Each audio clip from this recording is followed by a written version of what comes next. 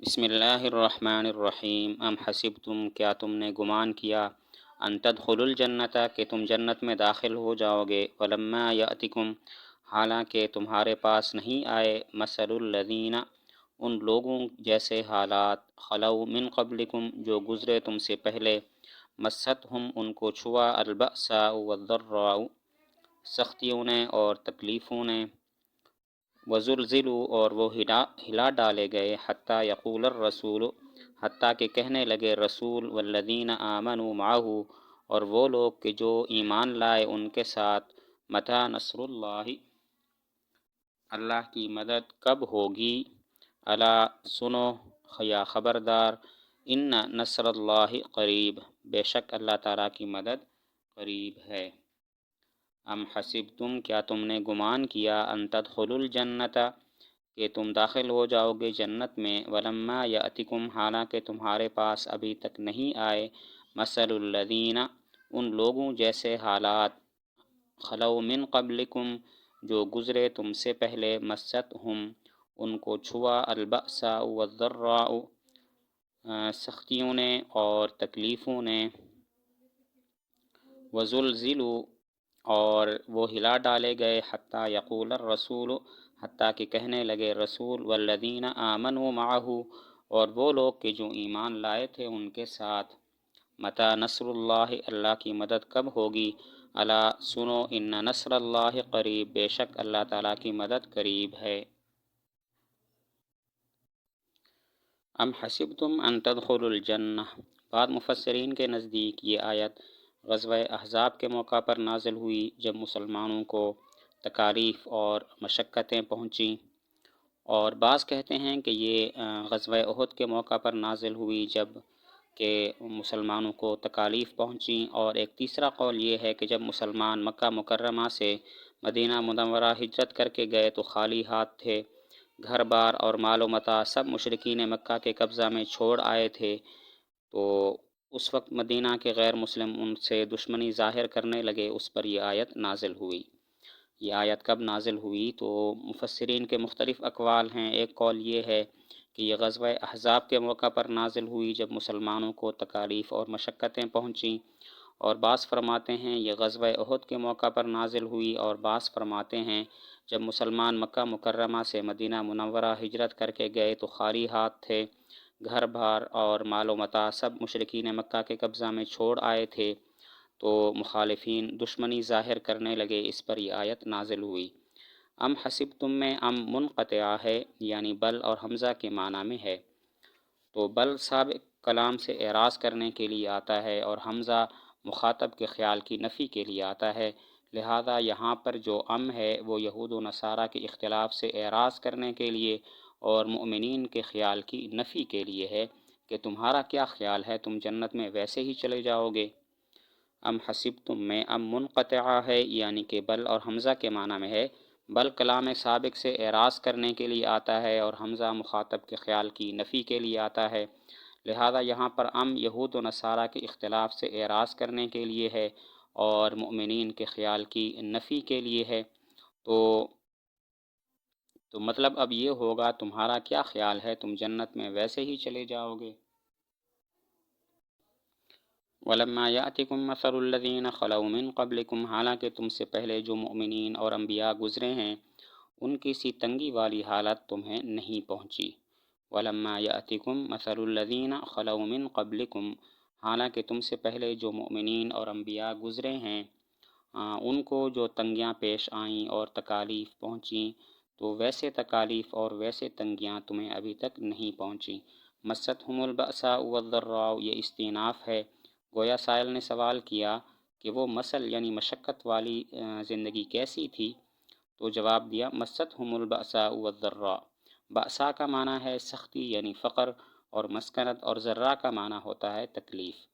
مستہم البأساء والضراء، یہ استئناف ہے، گویا کہ سائل نے پوچھا وہ مسل یعنی مشقت والی زندگی کیسی تھی، جواب دیا مستہم البأساء والضراء۔ بأسا کا معنی ہے سختی یعنی فقر اور مسکنت، اور ضرا کا معنی ہوتا ہے تکلیف۔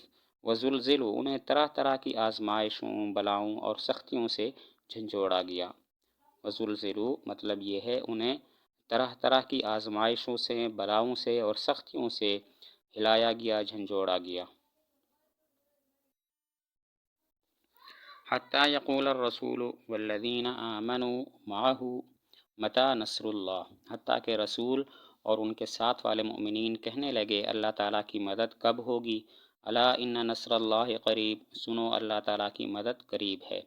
اب یہ بھی ممکن ہے کہ یہ خاص انبیاء کے لیے ہو، اور یہ بھی ممکن ہے کہ سب کے لیے عام ہو، اس لیے کہ تکلیف اور سختی میں دو باتوں میں سے ایک بات ضرور ہوتی ہے، یا تو اس سے نجات حاصل ہو جائے یا انتقال ہو جائے۔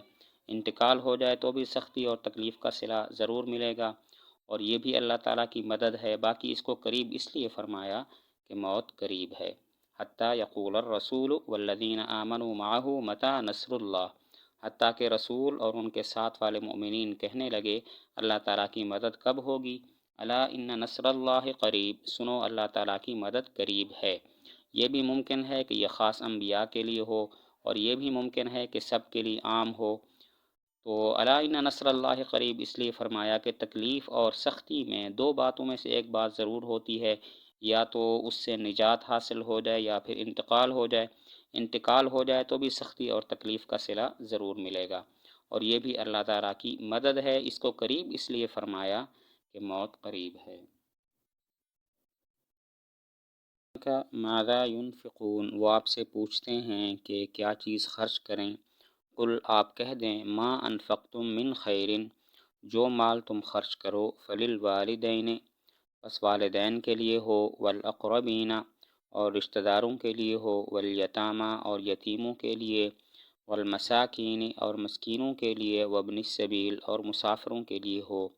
وما تفعلوا من خیر، اور جو تم نیکی کا کام کرو گے، فإن اللہ بہ علیم، پس بے شک اللہ تعالیٰ اس کو جاننے والے ہیں۔ یسألونک، وہ آپ سے پوچھتے ہیں، ماذا ينفقون، وہ کیا چیز خرچ کریں۔ قل، آپ کہہ دو، ما انفقتم من خیر، جو مال تم خرچ کرو، فللوالدین، پس والدین کے لیے ہو، والاقربین، اور رشتہ داروں کے لیے، والیتامی، اور یتیموں کے لیے، والمساکین، اور مسکینوں کے لیے، وابن السبیل، اور مسافروں کے لیے ہو۔ وما تفعلوا من خیر، اور جو نیکی کا کام تم کرو، فإن اللہ بہ علیم، پس بے شک اللہ تعالیٰ اس کو جاننے والے ہیں۔ یسألونک ماذا ينفقون، عمر بن جموح رضی اللہ تعالیٰ عنہ نے حضور صلی اللہ علیہ وسلم سے سوال کیا، ہم کیا خرچ کریں اور کہاں کہاں خرچ کریں؟ اس پر یہ آیت نازل ہوئی، قل ما انفقتم من خیر، جو بھی خرچ کرو وہ ان لوگوں پر خرچ کرو، فللوالدین والاقربین والیتامی والمساکین وابن السبیل، والدین پر اور رشتہ داروں پر اور یتیموں اور مسکینوں اور مسافروں پر۔ وما تفعلوا من خیر فإن اللہ بہ علیم، جو بھی تم نیکی کرو، صدقہ ہو یا کچھ اور ہو، اللہ تعالیٰ اس کی حقیقت کو اور تمہاری نیت کو جانتے ہیں، اللہ تعالیٰ نیت کے مطابق بدلہ دیں گے۔ تو شان نزول یہ ہے کہ عمر بن جموح رضی اللہ تعالیٰ عنہ نے حضور صلی اللہ علیہ وسلم سے ایک مرتبہ سوال کیا، ہم کیا خرچ کریں اور کہاں کہاں خرچ کریں؟ تو اس پر یہ آیت نازل ہوئی، قل ما انفقتم من خیر، جو بھی خرچ کرو وہ ان لوگوں پر خرچ کرو، فللوالدین والاقربین والیتامی والمساکین وابن السبیل، والدین پر، رشتہ داروں پر، اور یتیموں، مسکینوں اور مسافروں پر خرچ کرو۔ وما تفعلوا من خیر، جو بھی تم خرچ کرو، جو بھی نیکی کرو، فإن اللہ بہ علیم، اللہ تعالیٰ اس کی حقیقت کو اور تمہاری نیت کو جانتے ہیں، نیت کے مطابق اللہ تعالیٰ بدلہ دیں گے۔ کتب علیکم القتال، تم پر فرض کیا گیا ہے لڑائی کو، وہو کرہ لکم، حالانکہ وہ تمہارے لیے گراں ہے، وعسیٰ، اور قریب ہے یہ کہ ان تکرہوا شیئا، تم کسی چیز کو گراں سمجھو، وہو خیر لکم، اور وہ تمہارے لیے بہتر ہو، وعسیٰ، اور قریب ہے یہ کہ ان تحبوا شیئا، تم کسی چیز کو پسند کرو، وہو شر لکم، حالانکہ وہ تمہارے لیے بری ہو، واللہ یعلم، اللہ تعالیٰ جانتے ہیں، وانتم لا تعلمون، اور تم نہیں جانتے۔ کتب علیکم، تم پر فرض کیا گیا ہے مخالفین سے مقابلہ کرنا، اور یہ جنازہ کی طرح فرض کفایہ ہے۔ کچھ لوگ یہ فریضہ انجام دیں تو باقیوں کے ذمہ سے یہ ساقط ہو جاتا ہے، لیکن اگر مخالفین مسلمانوں کے شہروں پر چڑھائی کریں تو پھر فرض عین ہو جاتا ہے۔ وَهُوَ كُرْهٌ لَكُمْ، حالانکہ یہ مقابلہ تم پر گراں ہے۔ تو سوال یہاں پر یہ ہوتا ہے کہ ایک مسلمان حکم الہی کو گراں کیسے سمجھ سکتا ہے؟ یہ تو کفر ہے۔ تو جواب یہ ہے کہ گراں کا مطلب ہے نفس کے لیے اس کے اندر مشقت ہے، تکلیف ہے، کیونکہ اس میں جان بھی جا سکتی ہے، مال خرچ ہوتا ہے، قید و بند کی صعوبتیں ہوتی ہیں۔ یہ باتیں ایمان کے منافی نہیں ہیں۔ جیسا کہ مریض ہوتا ہے، کڑوی دوا پی لیتا ہے جو کہ اس کے لیے مشقت کا کام ہے، اسی طرح یہاں بھی گراں ہونے کا مطلب، مشکل ہونے کا مطلب ہے کہ نفس کے لیے اس میں مشقت ہے، کیونکہ اس میں تکالیف آ سکتی ہیں۔